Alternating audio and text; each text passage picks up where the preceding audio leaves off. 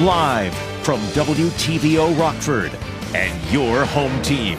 Eyewitness News at 5 starts now. Illinois' new congressional district maps are out. The proposed changes will mean much different representation in Washington for our area. I would venture to guess many of the perpetrators of those crimes last Tuesday had some form of trauma in their childhood, and that trauma is manifesting itself in ridiculous violence on our streets. Rockford Mayor Tom McNamara responds to recent violent crime. He says the focus needs to be on helping the city's youngest victims. And a young storyteller needs your help to win a national contest. His skills are put to the test using toys and a classic form of filmmaking. Good evening, I'm Mimi Murphy. And I'm Eric Wilson. After the newest census numbers, Illinois will lose a seat in the next U.S. Congress. That means state legislators have to draw new district boundaries. Since Democrats control state government, they're in charge of the redistricting. Committee members released a proposal today. Opponents tell Dylan Siraki the map is anything but fair. Dylan? Yeah, Eric and Mimi, one local Republican believes the newly proposed congressional districts were clearly drawn with a political bias in mind. State Senator Dave Severson calls the map gerrymandering. He argues the way it's currently laid out leads to 14 districts where Democrats are clearly favored. The new proposal would see 4 districts in the Rockford area rather than the 2 there are now. But Severson argues the state line would suffer overall in terms of representation at a federal level. We have people that district's going to go all the way down to Peoria and to Bloomington. There won't be a priority on trying to help one area. It's all over. One local Democrat believes the new districts could bring positive change to the Rockford region. Hear from him coming up at 6. Eric. Thanks, Dylan. A Rockford man is charged in a pregnant teenager's death. Investigators say August 22nd, 21-year-old Anthony Smith shot and killed Jennifer Simmons on Bruce Street. 19-year-old Simmons was 7 months pregnant. Her unborn child also died. According to police, Smith then shot himself. When officers arrived, Smith was still breathing. He's since recovered and has been arrested. If convicted, Smith faces up to 60 years behind bars.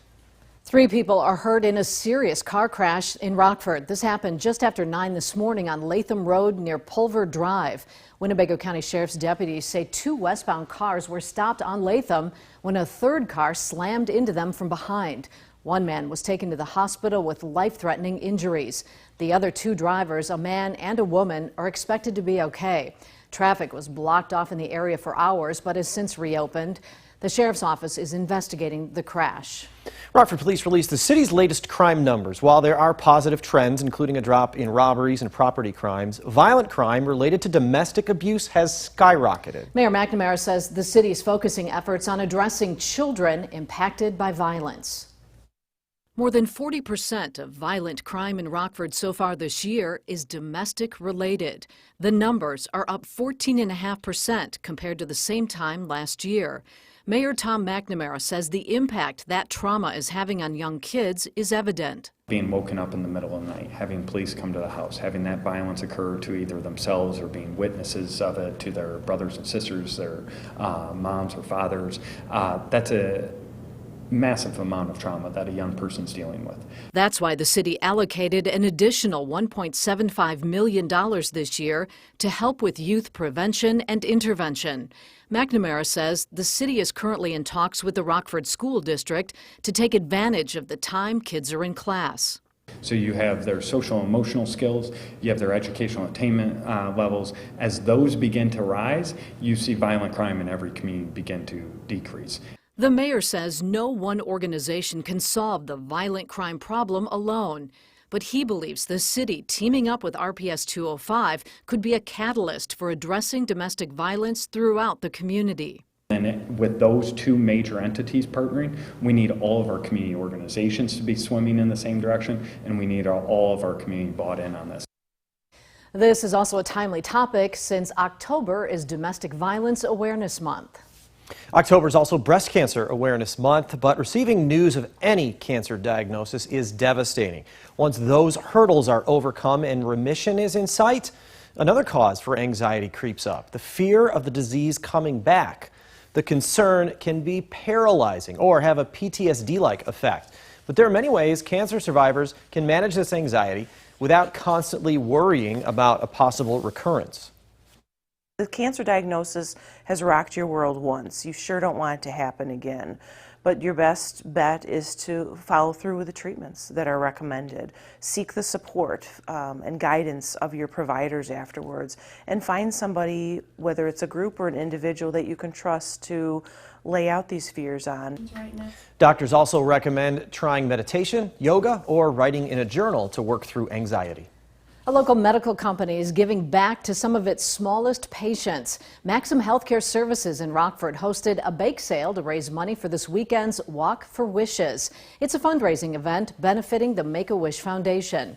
Maxim Healthcare offers private nursing services at patients' homes. A lot of those patients actually are pediatric patients, so we have patients who have gained from the Make-A-Wish Foundation. Everybody kind of has been touched in one way or the other, so a lot of these causes can hit home for so many people. Walk for Wishes will take place this Sunday at Rock Valley College. If you can't attend the walk, you can participate virtually. We'll have a link to the fundraiser at mystateline.com. Stateline 4-H members selected as a semifinalist in a nationwide competition. Willard Rosanis is from Rockford. The 13-year-old's a finalist in the Create Your Story contest presented by toy company Schleich. Hundreds of 4-H members submitted colorful stop-motion animated videos featuring a tiger, T-Rex, unicorn, and bull. But Willard's stuck out from the competition. The final product will feature the voice of zookeeper Bindi Irwin. Willard says he's ready to take on the competition. I was very amazed when I got it, and that just made me understand that I can do many more things in this, that this is only just the basics, and I can get so much farther in this. That now that I got a semifinalist, I know that I can push myself further. Schleich will donate $10,000 to 4-H if the Create Your Story video receives 100,000 views by Sunday. It's right now just over 3,000. You can find that video using the My Stateline mobile app. President Biden was in Connecticut pitching his proposals to invest in everything from child care to clean energy. Our Washington correspondent Alexandra Limon has the latest on the negotiations to try and make those plans a reality. Eyewitness News is keeping you connected to the nation's capital. Good evening. President Biden is pushing for two major infrastructure proposals, but he's having trouble getting enough lawmakers on board to make them a reality. Still unable to unite his own party behind his $3.5 trillion human infrastructure plan, President Biden is making the pitch directly to Americans. No middle-class family will pay more than 7% of their income on child care. In Connecticut Friday, President Biden said the plan will help families and help the country catch up to other nations. The Organization of Economic Opportunity and Cooperation now ranks America 35 out of 37 major countries when it comes to investing in early childhood education and care. The president says his plan provides free universal preschool and community college and will make child tax credits permanent. The president also wants to invest in fighting climate change, which he says will pay off by curbing natural disasters and creating jobs. Good paying jobs, union jobs. Not $5 an hour, $7, $15, but $40, $50 an hour. The president also wants to pass a traditional infrastructure proposal to repair roads, bridges, and public transport, as well as improve rural broadband and fix lead-leaching pipes. The plan costs more than $1 trillion, and Republican Congressman Bill Huizenga says even that plan alone is too expensive. Just to try to jam, and pun intended here, more money through the pipeline of infrastructure when the pipeline doesn't have the capacity, it's not going to do any good. The two plans combined would cost more than $4.5 trillion over 10 years, and Republicans, as well as moderate Democrats, oppose that. That's why today President Biden said it's likely his human infrastructure plan will have to be smaller. In Washington, Alexandra Limon. Well, good evening, everyone. I hope you enjoyed the day today. We saw plenty of clouds earlier, and now we're starting to see some breaks in the cloud cover. At the same time, we have rain showers that are nearby, and we also have temperatures that are generally in the mid-50s. Now, as we take a look at the planning forecast going forward, we will be in the low 50s as we head toward 6 p.m. and then eventually we're talking about temperatures in the upper 40s by midnight with less clouds out there, and that will be the story heading through the night. The clouds will decrease, and then that'll make way for a lot of sunshine tomorrow.